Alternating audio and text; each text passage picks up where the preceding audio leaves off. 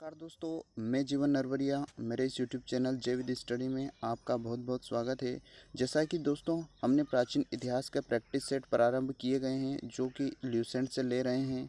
हमने पिछले practice set में 1 से 15 तक क्वेश्चन किए थे। आज के लेक्चर में हम 1 से 40 तक क्वेश्चंस करेंगे, जिनका आप लोग सही से जवाब अपने मन में सोच लीजिए और लास्ट में कमेंट करके मुझे बताइएगा कि आपके कितने सही है। मैं हर क्वेश्चन का आपको आंसर बताऊंगा। आपके पास 10 सेकंड का टाइम दूंगा। इस समय में आप सोच लेना और लास्ट में कमेंट करके मुझे बताना कि आपके कितने क्वेश्चन सही है। दोस्तों, अगर आपको प्राचीन इतिहास पढ़ना है तो मैं डिस्क्रिप्शन बॉक्स में लिंक दे रहा हूं, तो आप प्राचीन इतिहास भी पढ़ सकते हो। मैंने हड़प्पा सभ्यता पढ़ा दिया है, वैदिक काल पढ़ा दिया है, बौद्ध धर्म और जैन धर्म की अभी क्लासें चल रही है। तो चलिए समय को बिना व्यतीत करे हम प्रारंभ करते हैं आज का प्रैक्टिस है। तो क्वेश्चन नंबर 16 दे रखा है। 16वां क्वेश्चन नंबर, सिंधु सभ्यता का सर्वाधिक उपयुक्त नाम क्या है? सिंधु सभ्यता का सर्वाधिक उपयुक्त नाम क्या है? ऑप्शन ए है हड़प्पा सभ्यता, ऑप्शन बी है सिंधु सभ्यता, ऑप्शन सी है सिंधु घाटी सभ्यता, ऑप्शन डी है इनमें से कोई नहीं। तो जैसा कि दोस्तों मैंने आपको बताया था, सिंधु सभ्यता का सबसे उपयुक्त नाम है हड़प्पा सभ्यता। ऑप्शन ए इसका राइट है। Option A is right. Sindhu सभ्यता का सबसे उपयुक्त नाम है हड़प्पा सभ्यता। तो इसका आप ऑप्शन ए लगा लीजिएगा। उसके बाद क्वेश्चन नंबर बी है, अगला है 17 वाला। 17 क्वेश्चन नंबर, निम्नलिखित में से कौन से या कौन सा लक्षण सिंधु सभ्यता के लोगों का सही चित्रण करता है या करते हैं? तो सिंधु सभ्यता के लोगों का सही चित्रण कौन सा ऑप्शन करता है? तो ऑप्शन फर्स्ट दे रखा है इसमें, उनके विशाल महल और मंदिर होते थे। नंबर दूसरा, वे देवियों और देवताओं दोनों की पूजा करते थे।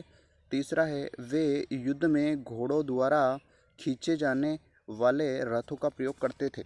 नीचे दिए गए कूट का प्रयोग नीचे दिए गए कूट का प्रयोग कर सही कथनों की अपने को अंदाज़ा लगाना है। सही कथनों का अंदाज़ा लगाना है। तो केवल दो, ऑप्शन ए में है कि केवल दूसरा ऑप्शन सही है, ऑप्शन बी में है केवल 2 और 3 सही है, ऑप्शन सी है 1, 2 और 3 सही है, ऑप्शन डी है इनमें से कोई नहीं। जैसा कि हमने कहा कि उनके विशाल महल तो होते थे लेकिन मंदिर नहीं होते थे। वे देवी और देवताओं दोनों की पूजा करते थे। युद्ध में घोड़ों द्वारा खींचे जाने वाले रथों का। तो इसका केवल 2 सही है, तो ऑप्शन ए इसका सही है। ऑप्शन ए इसका सही है, क्योंकि हमने देखा था कि देवी और देवताओं की पूजा करते थे। आइए अगला क्वेश्चन 18 वाला 18वां क्वेश्चन देखते हैं। 18वां क्वेश्चन है, हड़प्पा सभ्यता की खोज किस वर्ष में हुई थी? ऑप्शन ए है 1935 ईस्वी में, ऑप्शन बी है 1942 ईस्वी में, ऑप्शन सी है 1901 में, ऑप्शन डी है 1921 में। ये क्वेश्चन आया हुआ है दोस्तों, मोस्ट क्वेश्चन है। तो हड़प्पा सभ्यता की खोज किस वर्ष हुई थी? तो हमने पढ़ा था कि हड़प्पा सभ्यता की पहली बार हड़प्पा नगर की खोज की थी 1921 में दयाराम साहनी ने। तो इसका ऑप्शन क्या आ जाएगा? Option D is right. इसका ऑप्शन डी सही है, 1921 में। उसके बाद अगला क्वेश्चन है 19वां, हड़प्पा सभ्यता के बारे में कौन सी उक्ति सही है? उन्हें, ऑप्शन ए है उन्हें अश्वमेध की जानकारी थी। उन्हें अश्वमेध की जानकारी थी। नंबर बी है उन्हें गाय के लिए पवित्र थी, उनके लिए गाय पवित्र थी। ऑप्शन सी, उन्होंने पशुपति का सम्मान आरंभ किया। ऑप्शन डी, उनकी संस्कृति सामान्य स्थिर नहीं थी। तो इसमें से 19वें का ऑप्शन आएगा ऑप्शन सी। उन्होंने क्या करा था? पशुपति का सम्मान प्रारंभ कर दिया था, क्योंकि उन्होंने पशुपति की मूर्ति मिली थी वहाँ से खुदाई में। तो इसका ऑप्शन सी सही आ जाएगा। अगला क्वेश्चन है क्वेश्चन नंबर 20वां, हड़प्पा के लोगों की सामाजिक पद्धति कैसी थी? ऑप्शन ए उचित समतावादी, ऑप्शन बी दास श्रमिक आधारित, ऑप्शन सी वर्ण आधारित, ऑप्शन डी जाति आधारित। जैसा कि हमने पढ़ा था कि हड़प्पा के लोगों की सामाजिक पद्धति उच्च समतावादी थी। तो इसका ऑप्शन ए सही है। 20वें का ऑप्शन ए सही है। अगला क्वेश्चन है 21वां, सिंध का नखलिस्तान या सिंध का बाग हड़प्पा सभ्यता के किस पूरा स्थल को कहा गया? सिंध का नखलिस्तान या सिंध का बाग। ऑप्शन ए है हड़प्पा, ऑप्शन बी है मोहनजोदड़ो, ऑप्शन सी है कालीबंगा, ऑप्शन डी है लोथल। तो सिंध का नखलिस्तान किसे कहा गया है? तो इसका ऑप्शन आएगा बी मोहनजोदड़ो को। मोहनजोदड़ो को क्या कहा गया? सिंध का नखलिस्तान। ये क्वेश्चन याद रखिएगा आप, इंपॉर्टेंट क्वेश्चन है। सिंध का नखलिस्तान या सिंध का बाग मोहनजोदड़ो को कहा गया है। उसके बाद अगला क्वेश्चन है 22वां, हड़प्पा सभ्यता के संपूर्ण क्षेत्र का आकार किस प्रकार था। हड़प्पा सभ्यता का जो क्षेत्रफल था, पूरा क्षेत्र फैला हुआ था, उसका आकार किस प्रकार था, ये पूछा है क्वेश्चन ने। ऑप्शन ए है वर्गाकार, ऑप्शन बी है आयताकार, ऑप्शन सी है त्रिभुजाकार और ऑप्शन डी है गोलाकार। जैसा कि मैंने आपको पढ़ाया था, इसका ऑप्शन आएगा आंसर सी, त्रिभुजाकार। हड़प्पा सभ्यता का आकार कैसा था, त्रिभुजाकार था। उसके बाद अगला 23वां क्वेश्चन है, सूची 1 को सूची 2 से सुमेलित कीजिए। एक साइड स्थल दे रखे, दूसरे साइड नदी।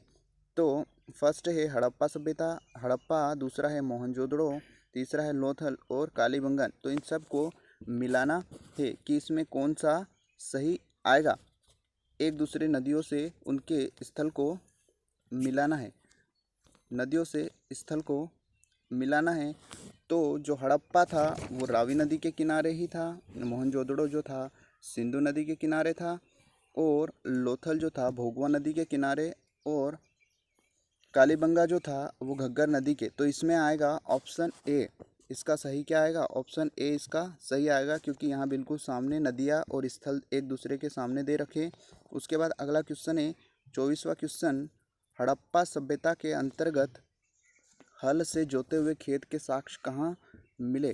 तो हड़प्पा सभ्यता में जो जोते गए खेत के साक्ष्य, ऑप्शन ए दे रखा है रोपड़, ऑप्शन बी दे रखा है लोथल, ऑप्शन सी है कालीबंगा और ऑप्शन डी है बनावली। तो इसका आंसर आएगा ऑप्शन सी, कालीबंगा में हमने देखे थे कि जोते हुए खेत के साक्ष्य मिलते हैं। कहाँ पर मिलते हैं, कालीबंगा में जोते हुए खेत के साक्ष्य मिलते हैं। अगला क्वेश्चन है, सिंधु सभ्यता की ईंटों का अलंकरण किस स्थान से मिला।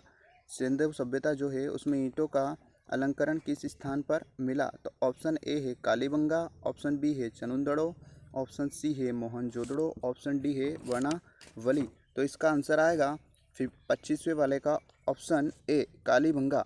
कालीबंगा से क्या हुआ, ईंटों का अलंकरण मिला। क्या मिला, कालीबंगा से ईंटों का अलंकरण। उसके बाद अगला क्वेश्चन है 26वां वाला, मोहनजोदड़ो कहाँ स्थित है। ऑप्शन ए है पंजाब, ऑप्शन बी है सिंध, ऑप्शन सी है गुजरात और ऑप्शन डी है उत्तर प्रदेश। तो मोहनजोदड़ो सिंध में स्थित है, तो इसका ऑप्शन बी सही है। कहाँ पर स्थित है मोहनजोदड़ो, सिंध में स्थित है। अगला क्वेश्चन है 27 वाला, क्वेश्चन नंबर 17 है, सिंधु सभ्यता में वृहद स्नानागार पाया गया है। सिंधु सभ्यता में वृहद स्नानागार कहाँ पाया गया है। ऑप्शन ए है मोहनजोदड़ो, ऑप्शन बी है हड़प्पा में, ऑप्शन सी है लोथल में और ऑप्शन डी है कालीबंगा में। तो जैसा कि मैंने आपको बताया था, वृहद स्नानागार मोहनजोदड़ो में प्राप्त हुआ है, तो इसका ऑप्शन ए सही है। 27वें का ऑप्शन ए सही है, मोहनजोदड़ो से वृहद स्नानागार मिला। अगला क्वेश्चन देखते हैं, क्वेश्चन नंबर 28वां। क्वेश्चन नंबर 28वां है, सिंधु सभ्यता की मुद्रा की सिंधु सभ्यता में मुद्रा में किस देवताओं के समतुल्य चित्रांकन मिलता है। वहाँ पर किस देवता के समतुल्य चित्रांकन मिलता है। ऑप्शन ए है आद्य शिव, ऑप्शन बी है आद्य ब्रह्मा, ऑप्शन सी है आद्य विष्णु और ऑप्शन डी है आद्य इंद्र। ये क्वेश्चन आया हुआ है आरआरबी गोरखपुर, एएसएम में और जीजी में आया हुआ है 2005 में। तो इसका ऑप्शन ए सही है, आद्य शिव। वहाँ पर सिंधु सभ्यता में आद्य शिव की समतुल्य चित्रांकन मिलता है और वहाँ पर शिव की एक मूर्ति भी मिलती है। अगला क्वेश्चन है 29वां, निम्नलिखित में से कौन सा हड़प्पा कालीन स्थल गुजरात में था। गुजरात में कौन सा हड़प्पा कालीन स्थल था। ऑप्शन ए है कालीबंगा, ऑप्शन बी है रोपड़, ऑप्शन सी है बनावली और ऑप्शन डी है लोथल। तो जैसा कि हमने पढ़ा था कि लोथल गुजरात में स्थित है। कहाँ पर स्थित है लोथल, गुजरात में। तो इसका ऑप्शन डी सही है, लोथल गुजरात में स्थित है। मोहनजोदड़ो, अगला क्वेश्चन है 30वां, मोहनजोदड़ो का स्थानीय नाम है जीवितों का टीला, माउंट ऑफ लिविंग। दूसरा ऑप्शन है कंकालों का टीला, माउंट ऑफ स्केलेटन्स। उसके बाद ऑप्शन सी है दासों का टीला, mount of slaves. Option D है मृतकों का टीला, माउंट ऑफ डेड। तो जैसा कि हमने पढ़ा था कि मोहनजोदड़ो का स्थानीय नाम है ऑप्शन डी, मृतकों का टीला। क्या नाम है मोहनजोदड़ो का, मृतकों का टीला। अगला क्वेश्चन है क्वेश्चन नंबर 31वां। हड़प्पा सभ्यता का प्रचलित नाम है। ऑप्शन ए है सिंधु सभ्यता, ऑप्शन बी है लोथल सभ्यता, ऑप्शन सी है सिंधु घाटी सभ्यता और ऑप्शन डी है मोहनजोदड़ो की सभ्यता। तो जैसा कि हमने देखा था कि हड़प्पा सभ्यता का प्रचलित नाम है सिंधु घाटी सभ्यता। क्या नाम है? सिंधु घाटी सभ्यता। तो इसका ऑप्शन सी सही है। हड़प्पा सभ्यता का प्रचलित नाम है सिंधु घाटी सभ्यता। अगला क्वेश्चन है सैंधव स्थलों के उत्खनन से प्राप्त मोहरों पर निम्नलिखित में से किस पशु का सर्वाधिक उत्कीर्ण हुआ? तो सिंधु सभ्यता में जो स्थल मिले उसमें से सबसे ज़्यादा किस पशु का सर्वाधिक उत्कीर्ण हुआ? ऑप्शन ए है शेर, ऑप्शन बी है घोड़ा, ऑप्शन सी है बैल और ऑप्शन डी है हाथी। तो जैसा कि हमने पढ़ा कि सैंधव सभ्यता में सबसे ज़्यादा बेल का उत्खनन या बेल का सर्वाधिक उत्कीर्ण चित्र मिलता है। किसका मिलता है? बेल का। तो इसका ऑप्शन सी सही है। 32वें का ऑप्शन सी सही है। अगला क्वेश्चन है सिंधु घाटी सभ्यता जानी जाती है अपने नगर नियोजन के लिए, मोहनजोदड़ो एवं हड़प्पा के लिए, अपने कृषि संबंधी कार्यों के लिए, अपने उद्योगों के लिए। तो जैसा कि हमने पढ़ा था कि सिंधु सभ्यता सर्वाधिक वहाँ महत्वपूर्ण थी वहाँ की नगर नियोजन व्यवस्था। क्या थी? वहाँ की नगर नियोजन व्यवस्था। तो इसका ऑप्शन ए सही है। सिंधु सभ्यता की नगर नियोजन व्यवस्था सबसे महत्वपूर्ण थी। अगला क्वेश्चन है 34वां। क्वेश्चन नंबर 34वां है हड़प्पा सभ्यता का कौन सा स्थान भारत में स्थित है? ऑप्शन ए है हड़प्पा, ऑप्शन बी है मोहनजोदड़ो, ऑप्शन सी है लोथल और ऑप्शन डी है इनमें से कोई नहीं। तो जैसा कि हमने पढ़ा था कि लोथल भारत में स्थित है, बाकी मोहनजोदड़ो और हड़प्पा भारत में स्थित नहीं है। तो इसका ऑप्शन सी आ जाएगा। 34वें का ऑप्शन सी सही है, लोथल। अगला क्वेश्चन है भारत में खोजा गया सबसे पहला पुराना शहर था? हड़प्पा, पंजाब, मोहनजोदड़ो, सिंध। 35वें का ऑप्शन आएगा भारत में खोजा गया सबसे पुराना स्थल था हड़प्पा। क्या था? हड़प्पा। तो इसका ऑप्शन ए सही है। 35वें का ऑप्शन ए सही है, हड़प्पा। अगला क्वेश्चन है 36वां। क्वेश्चन नंबर 36वां है भारत में चांदी की उपलब्धता के प्राचीनतम साक्ष्य मिलते हैं? हड़प्पा संस्कृति में, पश्चिम भारत की ताम्रपाषाण संस्कृति में, वैदिक संहिता में, चांदी के आहत मुद्राओं में। तो हड़प्पा में क्या होते हैं? चांदी के सर्वाधिक प्राचीनतम साक्ष्य मिलते हैं। तो 36 में आएगा ऑप्शन ए हड़प्पा संस्कृति में। तो क्या होता है? चांदी की सर्वाधिक उपलब्धता के प्राचीनतम साक्ष्य कहाँ मिलते हैं? हड़प्पा संस्कृति में। अगला क्वेश्चन है सिंधु सभ्यता के बारे में कौन सा कथन असत्य है, मतलब सही नहीं है? नगरों में नालियों की सुदृढ़ व्यवस्था थी। ऑप्शन बी है व्यापार और वाणिज्य उन्नत दशा में था। मातृ देवी की उपासना की जाती थी। लोग लोहे से परिचित थे। तो जैसे कि प्रारंभ के 3 ऑप्शन हैं। नगरों में नाली की सुदृढ़ व्यवस्था थी, बिल्कुल सही है। हमने देखा था व्यापार और वाणिज्य उन्नत दशा में था, बिल्कुल सही है। ऑप्शन सी है मातृ देवी की उपासना की जाती थी, ये भी बिल्कुल सही है।